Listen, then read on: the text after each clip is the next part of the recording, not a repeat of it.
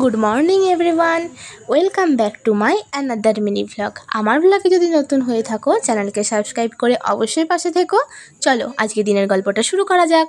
সকাল সকাল মা বানিয়েছিল বেগুনি, তাই ঘুম থেকে উঠেই আজকে বাবাকে খেতে দেওয়ার পালাটা আমিই নিয়েছিলাম, কারণ জানি যে বেগুনি একটা দুটো খেতে পাবো। তো যাই হোক, তোমরা তো জানোই আমি ভজন রসিক মানুষ।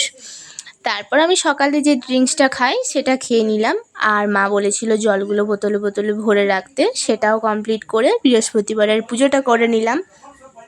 তারপর আবার সুপ্রিম কোর্ট থেকে অর্ডার এসেছিলো যে জামা কাপড়গুলো মেলে দেওয়ার জন্য, তো একদম টকাটক করে সব মেলে দিলাম। দেখলে আমি কত ফাস্ট কাজ করতে পারি। সবই তো ঠিক ছিল, এর মধ্যেখানে আমি একটা ব্লান্ডার করে ফেলেছি। জানি না কি করে হলো, ট্রাইপডের এই যে দেখছো অংশটা ওইখানটা একটু খুলে গিয়েছিল, তারপর অনেক কষ্টে ঠিক করে ফেলেছি। রেডি সেডি হয়ে একটু তারপর বেরিয়েছিলাম পাড়ারই একটা কাকিমার কাছে, কয়েকটা জিনিস আনতে যাওয়ার ছিল। আচ্ছা, পুজো আসছে আসছে ব্যাপারটাই ভালো, তাই না?